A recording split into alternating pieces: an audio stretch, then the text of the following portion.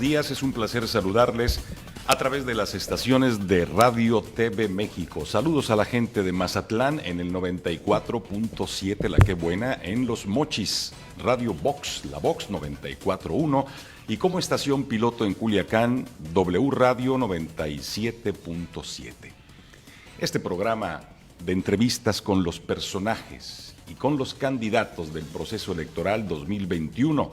Y en cada emisión, estimados amigos, tendremos, como siempre, la compañía más sobresaliente de los actores de la política de nuestro estado, de quienes andan en campaña, de los líderes, de los partidos contendientes y de quienes representan, pues, a las autoridades electorales.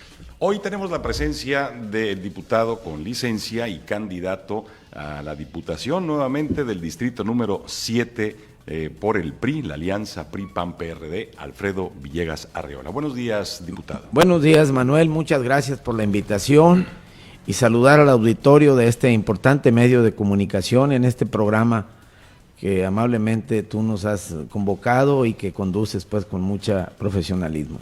No voy a hablar de su currículum porque nos va a llevar más de media hora. Es un hombre que desde 1970 pertenece al Partido Revolucionario Institucional, fundador del Consejo Político, ha sido diputado en 4 ocasiones, sabe el teje y maneje de la situación política y social, de cómo pues llevar a cabo situaciones para ayudar a la gente. Vamos a iniciar, Alfredo, con una pregunta que el día de ayer, y debe de merecer su comentario, es precisamente lo que ha sucedido, el comentario del dictamen de la reforma que deroga diversas disposiciones a la Ley Federal de los trabajadores al servicio del Estado. Bien, pues después de un proceso poco largo, esa iniciativa nació en noviembre del 2019 y se le ha dado un tratamiento pues que para nosotros fue insuficiente. Tuvimos la oportunidad de dialogar con mucha apertura el tema, sobre todo con los actores. Cuando se trata de la ley que regula en el apartado B del 123 los trabajadores al servicio del Estado, pues estamos hablando de los sindicatos que integran el Ejecutivo, el Legislativo, el Judicial, fundamentalmente cerca de 82 sindicatos y que tienen en su representación una central, una federación. Y ahí lo que ayer se dio en el debate fue de que no fue un proceso totalmente abierto. Tuvimos la oportunidad, 3, 4 partidos dentro del seno de la comisión, pues de exhortar a una apertura para no legislar necesariamente a futuro. Nosotros entendemos que hoy existe una central, una federación que tiene fuerza, que tiene representación, que guarda una relación institucional y respetuosa con el gobierno federal, que para los efectos formales es el patrón, la Secretaría de Hacienda encabezando, y expusimos que el sentido que da esta reforma era que se configuren en el enunciado que tienen los artículos de interacción con el gobierno federal, con Hacienda, la oportunidad a confederaciones. Expusimos que necesariamente cuando esté una confederación integrada, pues estará regulada por la ley para que exista y tendrá la oportunidad de ser interlocutora. Hoy por hoy no hay otra. Legislamos con un poquito de futuro, a la moderna, pero también dijimos que las demandas sentidas ahorita, los trabajadores al servicio del Estado, hoy reclaman que no se les vaya a afectar la pensión. La quieren referir de 10 salarios mínimos a UMAS. La UMA tiene un valor de 85 pesos y el salario arriba de 140. Ahí nada más podemos observar cómo se impacta el monto de esta pensión en caso de que así fuera. ¿Y así se dictaminó? Está dictaminada por la segunda sala de la Corte y está, pues todavía no en vigencia, pero sí está, diríamos, como una tentación de que se impacte el monto de las pensiones. ¿Qué está pasando en el Congreso? ¿Por qué se dictaminan las cosas sin leerlas? Ese tema, inexplicablemente, pues se crea esta unidad de referencia, unidad de medida de referencia, creada en el INEGI, Y se da ese referente, en lugar de referirnos a salarios, se da a UMA, por una situación nada más de una, diríamos, una decisión unilateral. Nos preocupa porque hay más de 1.200.000 jubilados y pensionados, y puede que en unos 2, 3 años haya 500.000 más. Son todos los trabajadores que sirven a los 3 poderes, y esto, así a golpe, pues genera una gran incertidumbre. Hay una pensión que de por sí no es suficiente, y tenemos un fondo en el pensionista que da el soporte para que estas pensiones se vayan otorgando, o las propias jubilaciones, ¿no?, que viene siendo cuando completan la edad del trabajo y la edad física. Y ese tema nosotros lo queríamos poner en relieve en la Cámara de Diputados, lo pusimos de viva voz. Sí, veamos la estructura que tiene el Tribunal Federal de Conciliación y Arbitraje, lo que se regula en la propia ley de los trabajadores al servicio del Estado. Pero a mí me parece que sin existir hoy confederaciones, le diéramos una importancia mayor a ese articulado que a las demandas más sentidas. Otro tema importantísimo: en cada estado hay 3, 4 mil trabajadores por contrato sin prestaciones en el sector salud, que en la pandemia pues han sufrido. Hay trabajadores, aquí hay como 4,000 que laboran un turno, ganan por honorarios, ganan poco, sin prestaciones, sobre todo sin la salud, se arriesgan. Y no tenemos todavía con Hacienda y la Secretaría de Salud un plazo para empezar a regularizarlo. Son 82,000 promedio, y ya se tuvo una etapa en otros años, en el 2007, 2008, nació un programa y regularizó en Sinaloa 3,000 plazas. Ya cuando esté conformado todo eso, Ya. nos lo vienen, nos los dicen, nos los platican. Sí. Vamos sí. a aterrizar ahora al tema electoral. Adelante. Alfredo. Estamos hablando con Alfredo Villegas, él es candidato a la Diputación Federal, Distrito 7. ¿Cuál es el Distrito 7 aquí? El 7 la tiene demarcación? la geografía completamente aquí en Culiacán, lo conforman 7 sindicaturas, 168 colonias, traemos 330,000 electores que habitan dentro del perímetro de este distrito, y bueno, pues es un distrito que tiene desde colonias y fraccionamientos, colonias muy populares. Muy diverso el distrito. Diverso, tiene zonas marginales, los cinturones que tiene Culiacán, y tiene comisarías, ejidos en esas 7 sindicaturas. Ahí es donde ha estado el trabajo. Hemos dado la primera vuelta, ya está completada, ya estamos en segundas vueltas y interactuando de manera permanente, nos lo permite la geografía, interactuamos de manera permanente, sobre todo pensando nosotros en que hemos recibido demandas muy sentidas, regulación para muchas cosas, pero sobre todo obras de infraestructura urbana que son necesarias. Tenemos en la orografía muchos arroyos y la gente pide pues las calles que todavía no están pavimentadas, y en los servicios reclaman que la basura llegue. Hay zonas donde llega con regularidad, otras que no. Entonces estamos haciendo pues en el balance un programa que habrá de aterrizarse en Culiacán, apoyado por una gobernatura del estado, por un programa estatal, y a nosotros, de ganar esta elección, estaríamos dando el recurso desde la Cámara de Diputados, como cada año se hace, esos 60,000 millones que hoy tiene Sinaloa, convertirlos en unos 70,000 para el 2022. Estás en una parte muy importante, ¿no? Es para vital los recursos. para esto, y también, desde luego, revisar que esos recursos, si se tienen, también se tenga un calendario para su aplicación, para su entrega de la Federación, que lo hace la Secretaría de Hacienda a Gobierno del Estado, también para ramificar a los municipios. Y ahí vienen todos los temas. Sinaloa tiene un 94% de presupuesto federal, un 6% de ingresos propios, y el programa es que estemos ahí, quienes representemos a Sinaloa y a estos municipios, dando la batalla, luchando porque el recurso, pues todas las entidades tienen un reclamo y luchan por buen presupuesto.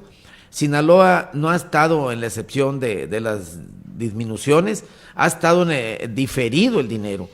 Aquí a Sinaloa ha habido una buena gestión del gobernador, y a nosotros nos tocó a la Es lo que le iba a preguntar, el gobernador, ¿cómo se ha fajado? Ha ahí? fajado en ese sentido, y nos tocó a nosotros en esta legislatura que se está concluyendo, otorgarle, por lo menos ahorita hay 60,000 millones, y ha habido una buena gestión lateral de otros programas, porque también hay fondos que se tienen y se tienen que luchar, se tienen que pelear con buenos soportes técnicos para darle infraestructura al Estado. Muy bien, estamos hablando con Alfredo, se me fue... Villegas, Alfredo Villegas, candidato del Distrito 7. Alfredo, estamos en campaña, es una campaña que es joven, tiene 22 días, 23 días aproximadamente que inició. Con tu experiencia, con tu civilidad que tienes, con esa experiencia sobre todo de trayectoria dentro de la política. ¿Cómo ves las campañas? ¿Qué le faltan a las campañas? ¿Qué les falta a los candidatos? Bueno, yo creo que yo pondría un referente importante. En el caso nuestro hay la convicción de que, independientemente que son más breves, son cortas las campañas, del 4 de abril al 3 de junio, así lo establece la ley electoral.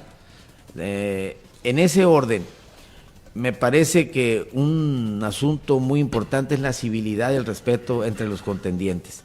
Por mi parte ha sido la oferta que hacemos, conozco a la inmensa mayoría de quienes contienden, y con civilidad y respeto, pues que todos nos apeguemos a la reglamentación, al orden, a lo que establece la ley electoral, y el intercambio que permite una campaña con el electorado es básico, es muy importante. Hay que esforzarse por escuchar de cerca, estar cerca de la gente y explicar el proyecto que tenemos. Para eso yo veo que Sinaloa tiene que construir un proyecto con la participación de todos, porque sí tenemos problemáticas, por ejemplo, en el rama de la aplicación de las obras de infraestructura, caminos por pavimentar, calles, 1000 problemas que surgen, y esa es una gran oportunidad, como decimos, de pegar una sacudida al tema. Y como cada oferta que hace, en el caso nuestro, la fórmula que encabezamos con el PRI, PAN y PRD, es una coalición, los compañeros que están con nosotros, como el que va a la gobernatura, un buen amigo nuestro, un buen candidato con experiencia que es Mario Zamora, para Culiacán Faustino Hernández, que también tiene la experiencia, el arraigo y el conocimiento de problemática, y ya nosotros contendemos en este 7º Distrito Electoral Federal, y ahí tengo interacción yo con 6 distritos. El proyecto es atender, en un primer momento, un proyecto que refleje el sentir de lo que nos está demandando la ciudadanía, los electores, y lo estamos haciendo con mucho interés, con orden, con un sentido incluyente. Y eso, cultura, deporte, alumbrado, servicios, obras, etcétera, pues son lo que se tiene que ordenar para que una vez con los recursos tengan los beneficios y tenga la gente pues la seguridad de que se les va a atender. ¿Qué opinión le merece y cómo podemos ir construyendo un proyecto de Estado, un proyecto para el Estado de Sinaloa, la construcción para un mejor Sinaloa? Pues en principio los actores. Sinaloa es un mosaico en sus más de 3 millones de habitantes que tenemos. Aquí tenemos los actores. Es decir, si hablamos de la agricultura, pues está planteando hoy el gobierno federal una nueva política agropecuaria, vital para nuestro estado. La tenemos en comisiones, no hemos concluido la discusión, y nos preocupa pues que de golpe y porrazo quite los programas, los subsidios, la quiera convertir en una banca de desarrollo con intereses caros, inclusive un poco más arriba de la banca comercial. Al agricultor, al ganadero, al pescador, al acuacultor, se le tiene que ir dando un apoyo para que la producción se esté dando con rentabilidad. Porque Sinaloa destaca sus kilómetros que tiene al litoral del Mar de Cortés, casi 1 millón de hectáreas de riego, 300,000 de temporal, y tiene una ganadería que en otros años ha sido intensiva, hoy ha sido poco bajado, pero sí necesitamos una política agropecuaria que escuche. El hermano mayor de la agricultura en México es Sinaloa. Es el que siempre encabeza demandas sentidas, exportaciones, regulaciones que tenemos con sobre todo los estados del norte, no Estados Unidos y Canadá, en el Tratado de Libre Comercio, Pero tenemos productos pues que son vitales para ellos en épocas donde tienen ellos la baja producción, sobre todo el tomate, la horticultura en general. Y aquí en los granos es donde hemos encontrado nosotros que desaparecieron los apoyos para comercializar, y eso pues generó una gran incertidumbre. Es hora que no concluye un pago de subsidio que se otorgó de 359 pesos por tonelada de maíz para el ciclo que acaba de concluir. ¿En cuánto está la tonelada ahorita? Hoy en 4,150 oficialmente, pero en el mercado debe andar en arriba de 5,000. Oye, ¿cómo es posible que no volteen a ver a los graneros de aquí de Sinaloa? Es inconcebible. Ha aumentado muy poco desde el sexenio pasado a la fecha. Estaba en 3,750, ahora 4,150. Sí. Referimos el precio a la bolsa de Chicago. Sí. Es decir, estamos con un productor de grandes proporciones que es Estados Unidos. Importamos mucho maíz amarillo de allá. Hay montos que se llaman que autoriza el gobierno federal para darle al consumo animal. Y la interacción que tienen estas 6 millones de toneladas de Sinaloa, entran al mercado y hay grandes compradores como Maseca, Cargill, Minsa, todos ellos, y le dan al mercado un tratamiento pues que lo regulan prácticamente quien lo acopia. Y ahí es donde no ha sido consecuente. El consumidor le llega por intermediación. Y eso tenemos que ver cómo corregirlo, que el gran consumidor entre en interacción con el gran productor. O también darle un valor agregado. La harina de maíz nixtamalizada, de este maíz blanco de alta proteína que es Sinaloa, puede tener buenos mercados. Tiene que haber plantas procesadoras de harina, y no queremos solo pensar en competirle a Maseca, darle el valor agregado, más rentabilidad al campo sinaloense. Es un producto altamente promovido aquí. Ahí ahorita estamos por en un mes cosechar otra vez 6 millones de toneladas o 6,5. La producción por hectárea es alta, las tecnologías, las semillas. Lo que no ha parado de crecer son los insumos, y nos preocupa, y los créditos, las tasas de interés. Entonces queremos regular en la política agropecuaria después del 6 de junio, que se dé un tratamiento integral, escuchando la voz de los productores, de los del sector social y de los del sector privado. Hemos esa bandera nosotros encabezado con otros diputados, y queremos que el tratamiento que se le dé al campo, a la producción, sea acorde a como esté la realidad, y que sea la opinión de los propios productores, porque para eso el Congreso representa al pueblo, que ahí se refleje el sentir, la estrategia, la acción. Hoy que interaccionamos con muchas partes del mundo, hay interacción ahorita con Venezuela y con Sudáfrica vendiendo este maíz, pero las condiciones del mercado son inseguras. Hay queja de muchos productores sinaloenses que han entrado a esos mercados, y falta una regulación más clara. Claro. Crear en Sinaloa una unidad de las exportaciones de granos o de horticultura para que tenga certidumbre cada valor que nosotros interaccionemos, ya sea con Estados Unidos o Canadá o con otros países. Estamos hablando con Alfredo Villegas Arreola, candidato a diputado Distrito 7 por la coalición PRI-PAN-PRD.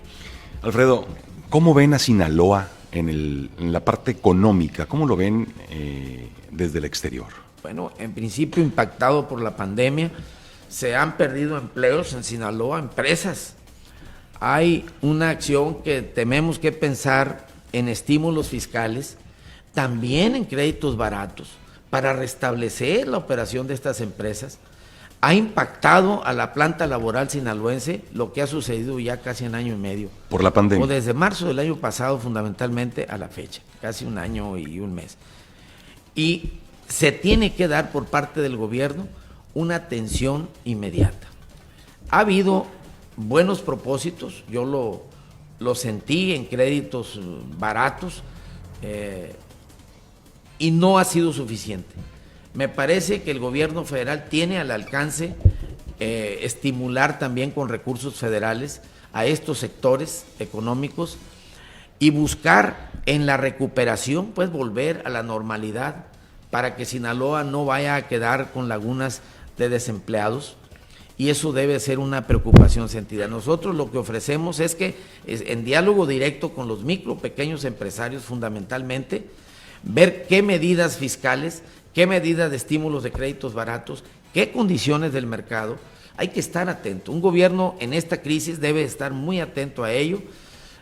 Quirino ha tenido un trazo importante, él conoce la economía, conoce el monto de lo que hemos perdido, y creo que las etapas que vienen nos van a ocupar a todos y debemos de estar cerca, por el bien de los jóvenes, de las nuevas generaciones también que están egresando de universidades, de tecnológicos, y debemos pensar en un proyecto de valor agregado, industrializar más nuestro estado, porque tenemos importantes producciones primarias, y Sinaloa tiene a corto plazo que emprender por ahí industrialización y empleo de las nuevas generaciones. De llegar a reelegirse como diputado del Distrito 7, ¿de qué manera, cuál va a ser la estrategia para trabajar con el próximo gobernador? Bueno, en principio hay que acercar mucho la educación, la capacitación de estas ramas productivas a las universidades, a los tecnológicos. Mucho tienen que ver las nuevas tecnologías, la parte digital. Hoy lo financiero con otros países del mundo tiene que ser electrónico. Las regulaciones arancelarias también se tienen que hacer vertiginosamente. Y a Sinaloa se le abre una oportunidad enorme.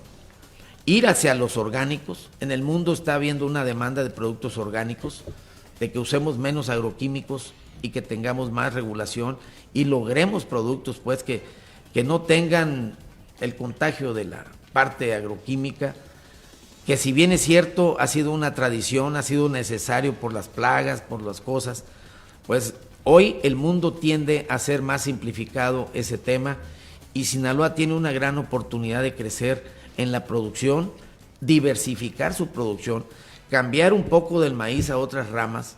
Hoy quieren hacer, por ejemplo, la harina de garbanzo y de maíz, hacerla más proteica, la harina, y ya hay ensayos aquí en Sinaloa muy importantes, y podemos interactuar con Estados Unidos, que es un mercado muy atractivo para los sinaloenses, no solo del tomate y las legumbres, sino en estas ramas. Ahorita que hablaste de telecomunicaciones, a ver, sé que estás muy metido con el Instituto Federal de Telecomunicaciones. ¿Cómo va la regulación aquí del medio de la radio? A mí me parece que unilateralmente el gobierno y el Instituto Federal de Telecomunicaciones no ha querido transparentar lo que es la ampliación de una concesión. Le puso demasiadas trabas, y cuando ya se cumplieron algunos requisitos vino otra, de ponerle tiempos muy cortos o inclusive cancelaciones. No vimos claro una política de sentarse en una mesa con los actores, con la Cámara de Radio, y que tiene que darse un entendimiento, porque estamos en un país donde todo el mundo aporta, vía los impuestos, vía la gobernabilidad de las empresas, todo. Entonces México puede crecer mucho, pero cuando un instituto que debe de estar al servicio de los usuarios y de los propios concesionarios, pues escucharlos. Hemos pugnado ahorita una minuta que pasó del Senado a la Cámara, donde va un transitorio que permite que el que pague la concesión se le otorgue la prórroga.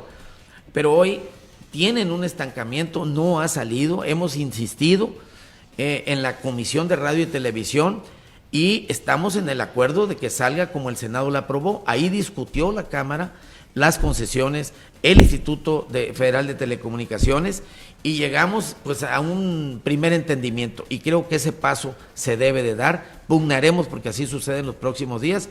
De aquí al 30 de abril necesariamente tendría que darse para que esta legislatura lo apruebe. Y por último, Alfredo Villegas Arriola, candidato a diputado del distrito número 7, coalición PRI-PAN-PRD. Un mensaje a la ciudadanía, nos está escuchando parte del estado de Sinaloa, Mazatlán, Mochis, Culiacán, con las estaciones principales de Grupo Radio TV México. Bueno, en principio que en este momento crítico por una pandemia, pues una prioridad que nosotros queremos tener es que el sistema de salud esté equipado, tenga los equipos de prevención, los medicamentos, el personal protegido. Es impostergable que revisemos ese renglón.